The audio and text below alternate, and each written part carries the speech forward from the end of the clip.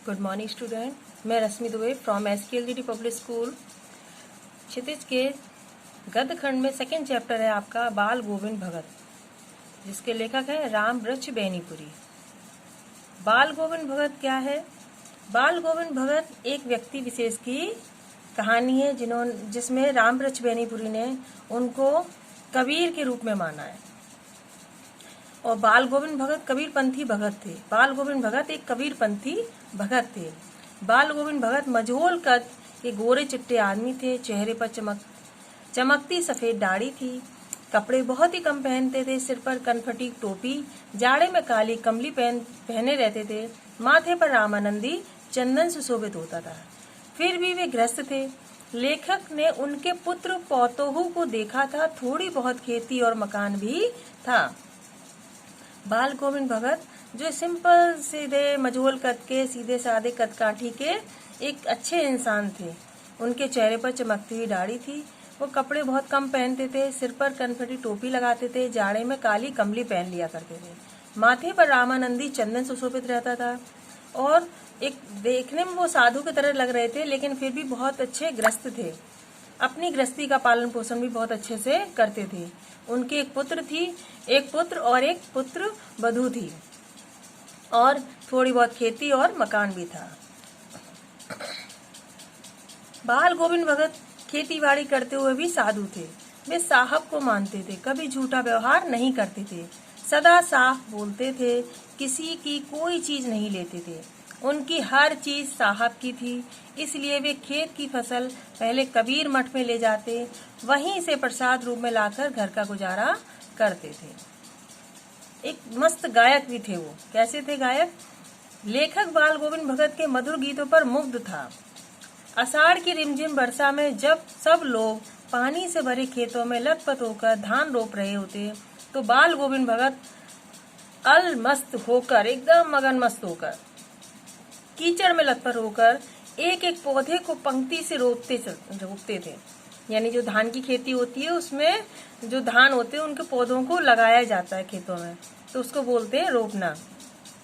साथ ही अपने भक्ति स्वर को ऊंचा और ऊंचा उठाते थे। यानी वो गीत गाया करते थे, तो जो आसपास वाले लोग हुआ करते थे बहुत झूमने लगते थे, नाचने लगते थे, उनके गीतों को सुनकर खुश हो जाते थे।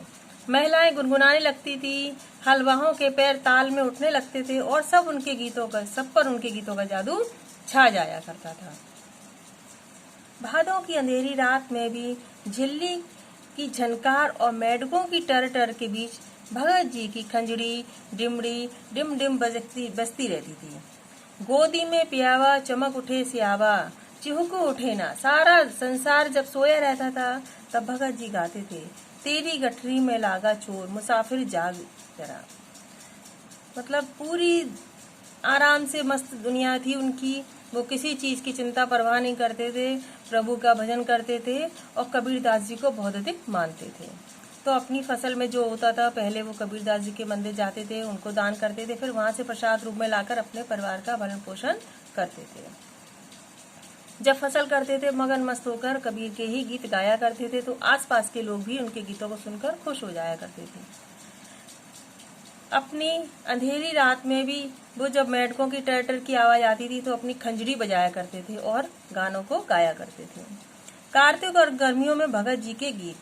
कार्तिक महीना शुरू होते ही फागुन तक भगत जी की प्रभातियां शुरू हो जाती थी। वे सुबह सवेरे दो मील जाया करते थे, और 2 मील जाकर क्या करते थे? स्नान करते थे नदी में।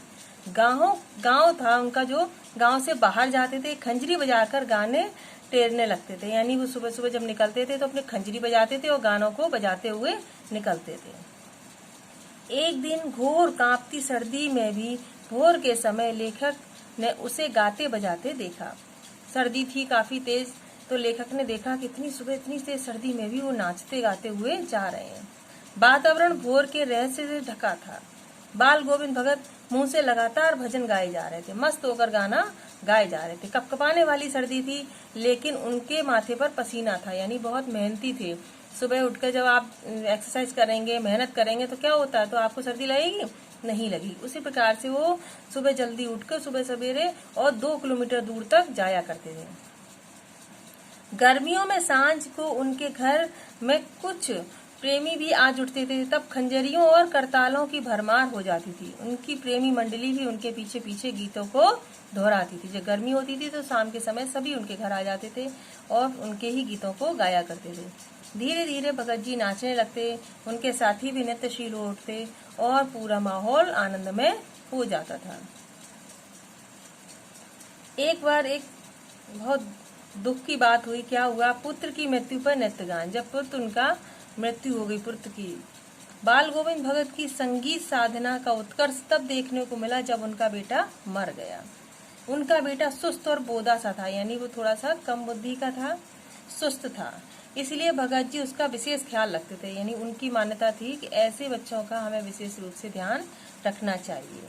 एक दिन वह चल बसा, यानी ज्यादा बीमारी के कारण वो एक दिन चल बसा। जब वो मर गया, लोग उसके घर पहुंचे। लेखक ने देखा कि भगत जी का बेटा सफेद कपड़े से ढका हुआ है, कुछ फूल और तुलसी उसके सिरहाने रखे हैं। सामने जमीन पर आसन लगाए हुए भगत जी तल्लीन होकर गाना गाए जा रहे हैं। मतलब उनका जब बेटा मर गया है और भगत जी क्या कर रहे थे? बाल गोविंद भगत गीत गा रहे थे, गाना गा रहे थे।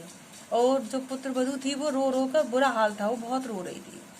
गांव की स्त्रियां उसे संभाल रही थी, परंतु भगत जी कह रहे थे, क्या कह रहे थे? यह तो आनंद की बात है। क्यों कह रहे थे ऐसा? क्योंकि उनका मानना था आत्मा परमात्मा में लीन हो गई है।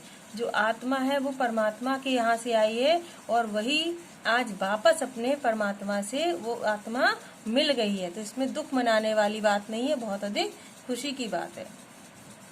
उनका ऐसा रूप देखकर सभी लोग दंग रह गए। सभी लोग आश्चर्यचकित कर गए कि भगत जी क्या सोचते हैं। बात तो सच थी उनकी कि जो व्यक्ति एक दिन आया वो जाएगा, यानी जहाँ से जीव आत्मा आई है एक दिन वो आत्मा उसी परमात्मा में लीन हो जाती, तो उसमें दुख मनाने जैसी कोई भी बात नहीं है। जब पुत्र नहीं रहा तो बहू की विदाई के लिए भगत जी ने क्या सोचा? भगत जी ने क्रियाकर्म की रस्में नहीं निभाई। बेटे को आग भी पतोहू से दिलवाई, यानी जो बेटे की बहू थी उसी से अपने बेटे का सारा क्रियाकर्म कराया और उसकी चिता को अग्नि भी उसकी पत्नी ने ही दी। श्राद्ध होते रहे। उन्होंने पतोहू के भाइयों को बुलाया। उन्होंने बुलाया उसकी जो बहू थी बाल गोविंद भगत की, उसके भाइयों को बुलाया और बुलाकर आदेश दिया कि जवान है और इसकी कहीं शादी कर देना। अब आप इसको कहीं ले जाइए, अपनी बहन को ले जाइए और इसकी शादी दूसरी शादी कर दीजिए। लेकिन जो पुत्र वधू थी वो क्या थी? रोने लगी। पतोहू रोने लगी और रो रो कर कह रही थी कि वह उन्हीं के साथ रहेगी, उन्हीं की सेवा करेगी। परंतु भगत जी अटल थे, बोले अगर यह घर छोड़कर नहीं जाएगी तो मैं चला जाऊंगा। तो बहू मजबूर होकर बाल गोविंद की जो पुत्र वधू थी वो परेशान दुखी होकर वहां से चली जाती है, क्योंकि बाल गोविंद भगत उसकी बात नहीं मान रहे। तो उन्होंने कहा कि नहीं, तुम दूसरा विवाह कर लो। यानी उनकी जो सोच थी, मान्यता थी, वो कितनी अच्छी थी। आज के समाज में लोग ऐसा नहीं सोच पाते हैं कि पुत्र की मृत्यु के बाद मतलब एक स्त्री किसी चिता को अग्नि दे या कोई स्त्री दूसरा विवाह करे। लेकिन उनके विचार कितने अच्छे थे। अंत में बाल गोविंद भगत की मृत्यु, अपने धुन में रहते थे, मस्त गाया करते थे। लेकिन एक दिन क्या हुआ? बाल गोविंद भगत साधना कर रहे थे, गीत गा रहे थे। हर वर्ष की तरह गंगा स्नान करने जाते थे। गंगा उनके घर से 30 कोस पर थी। वे पैदल ही खंजरी गाते बजाते हुए जाया करते थे। वे घर से खाकर चलते थे और वापस घर में ही जब आते थे तभी कुछ खाया करते थे। 4-5 दिन की यात्रा थी। इस बार वे वापस लौटे तो उनकी तबीयत कुछ सुस्त थी। जब इतनी दूर जाकर वो वापस आए तो उनका स्वास्थ्य अच्छा नहीं था, परंतु उन्होंने अपनी नित्य की आदत नहीं छोड़ी। जो उनकी रोजाना की जो काम थे उन्होंने उनको नहीं छोड़ा। सुबह जल्दी उठकर स्नान, ध्यान और खेती-बाड़ी करते थे। लोगों ने उन्हें आराम करने के लिए कहा कि आपका स्वास्थ्य अच्छा नहीं है, आप थोड़ा आराम कीजिए, लेकिन उन्होंने सबकी बातें हंसकर टाल दी। उस शाम को भी उन्होंने खूब गाना गाया, परंतु अब लगता है जैसे धागा टूट गया हो। भोर हुई तो बाल गोविंद भगत नहीं रहे। जब सुबह हुई तो देखा बाल गोविंद भगत इस दुनिया में नहीं थे।